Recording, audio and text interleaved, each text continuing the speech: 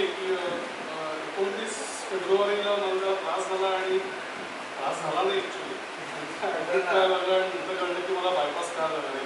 तर तो किस्सा सांगण्यापूर्वी खरं सांगायला तर मागच्या गेट टुगेदरला ठाण्यामध्ये असं मीच म्हटलं होतं की आपण हस्तलिखित लिहूया आणि या हस्तलिखितात माझा एक राहून गेला. तर मी बसूच शकलो नाही, त्याचे मुद्दे मी काढून ठेवले होते. तर त्याबद्दल थोडंसं बोलायचं होतं जे या माझ्या बायपास सर्जरी संदर्भात पण होतं. तर ते कंबाईंड असं मी करतो. तर आपलं आठवत असेल आपल्या लहानपणी पहिली दुसरीला असताना घरामध्ये एक पहिल्यांदाच गोदरेजचं कपाट मोस्टली फॅमिलीमध्ये आलं. कारण आधी नॉर्मल कपाट असायची आणि आपल्याकडे पहिल्यांदा आरशाचं कपाट आलं आणि मग तो आरसा आपल्या सगळ्या डेव्हलपमेंटचा किंवा आपल्या विकासाचा साक्षीदार होता. मग त्या आरशावरती बरेच वेळा कुंकवाची फुटं पण असायची, टिकल्या असायच्या, आपण लावलेले स्टिकर असायचे. मोठे झाल्यानंतर ते स्टिकर असताना सुद्धा आपला चेहरा छान दिसायचा.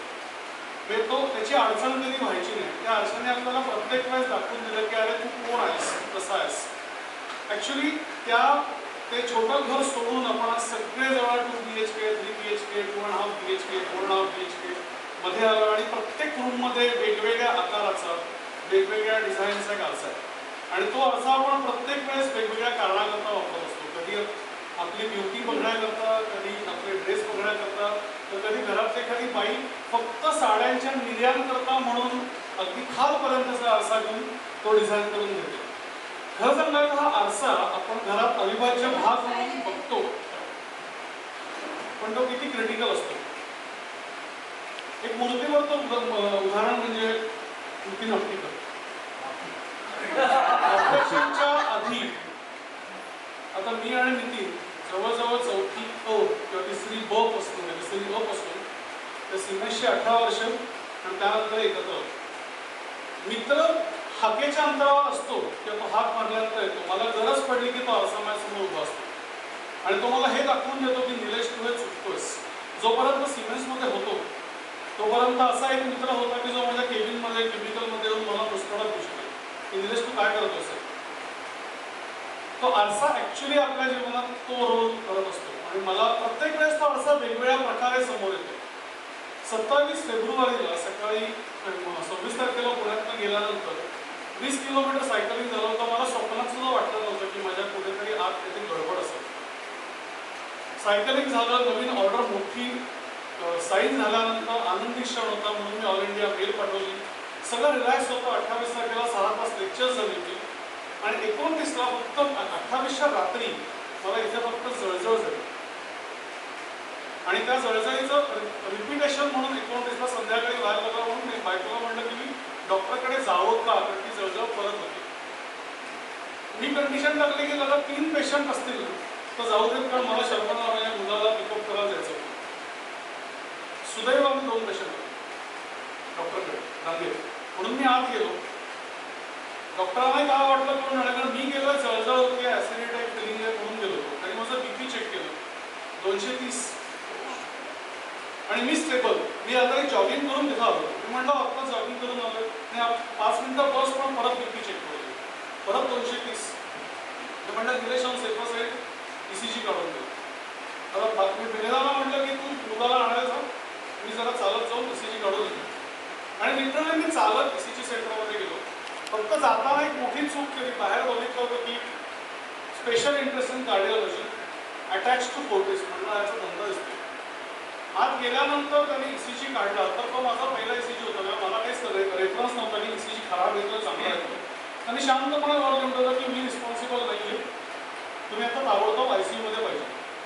मला पहिलं वाक्य आठवलं special interest in cardiology. Luckily बायको आली ती म्हणजे आपण निलेश एक काम करूया, दुसरा एक सेकंड ओपिनियन घेऊ. म्हटलं आता 9 वाजता सेकंड ओपिनियन रात्री कोण घेणार होतं.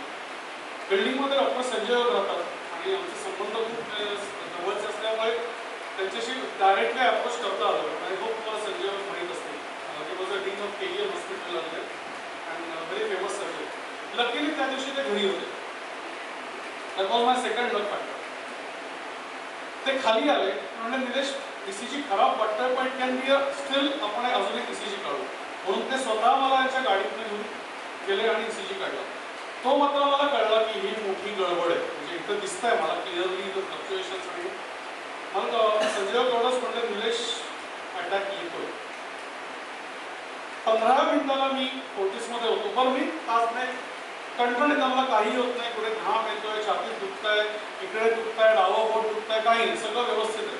मी बोलतोय, गाडीतनं उतरून फोर्टिस हॉस्पिटलमध्ये जवळजवळ 800 मीटर चालायचं होतं. मी ते चालायला लागलो, डॉक्टर म्हणजे चालू नकोस, मी तुला व्हीलचेअर पाठवतो. पुढच्या 10व्या मिनिटाला मला त्याने अँजिओग्राफी टेबलवरती घेतलं होतं. डॉक्टर स्वतः आत होते आणि त्यावेळेस मला एकच वाक्य आपण लोकल अनेस्थेशिया दिलं होतं, अटॅक इज स्टिल कमिंग. लक एवढं चांगलं होतं की त्या अटॅक यायच्या परिस्थितीमध्ये त्या इमर्जन्सीला रिस्पॉन्ड करू शकलो. त्यानंतर जे झालं ते सगळं डॉक्टर लोकांच्या गायडन्समध्ये झालं. डॉक्टर पांडाने ऑपरेशन केलं आणि ज्यावेळेस घरी आलो त्यावेळेस प्रत्येकजण एकच वाक्य बोलतोय, काळजी घेऊ. शेवटी मी विचारायला लागलोय, काळजी घे म्हणजे काय. त्यावेळेस हा पुनर्भेट, ज्याला माझा मुलगा पुणेरी भेट म्हणतो, पुणेरी भेट हा ग्रुप ॲक्च्युली फायद्याचा ठरला आणि म्हणून मला हे बोलायचं होतं. इनिशियली या ग्रुपबद्दल मला खूप रिझर्वेशन्स होती की आपण खूप फीड्स टाकतोय. हे अजूनही मला तसंच म्हणायचं आहे की आपण पर्टिक्युलरली वर्किंग अवर्समध्ये खूप टाळ्या अंगठे हे खूप पाठवतो, ते पाठवले. पण ॲट द सेम टाईम काही मतं इतकी छान यायची जी मी पूर्वी कधी वाचायचो आणि शांतपणे क्लिअर चॅट करून टाकायचो. वेळ मिळाला तर दुपारी झोपायचं नव्हतं, त्यामुळे प्रत्येक वेळेस वाचायला लागलो. आणि एक गोष्ट जाणवायला लागली की निलेश, गेल्या 2 वर्षामध्ये तू चुका कुठल्या केल्या होत्यास. कमीत कमी 150 वेळा पुण्याला आलो, तिथल्या मित्रांना भेटलो. कारण एक बोलायचा होता की अरे ही लोक कामं करत असतील, आता पण डिस्टर्ब करायचं. आणि मी 2-3 जणांना बोलूनही गेलो की वर्किंग अवर्समध्ये, वर्किंग डेजमध्ये आल्यानंतर मी नाही, मला जमलं की मला फोन करायला. एक मेजर चूक, मी फोन तरी करायला होता, लेट पीपल से नो की मी अवेलेबल नाही. दुसरं, इतका एकटेपणा आणि असं एक एकटेपणामुळे आलेली निगेटिव्हिटी जी मनात होती की अरे नाही, या गोष्टी चुकीच्या चालल्या आहेत किंवा मला पसंत नाही. मी असा आतल्या म्हणतात ना, असं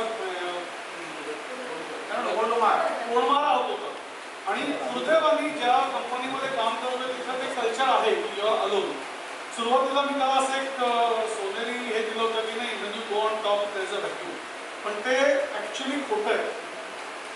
friend can be still there, the mirror can be still there on top, right. आणि तुम्ही work in a same manner. मिररला ग्रॅव्हिटेशनल फोर्स नसतो, मित्राला पण नसतो.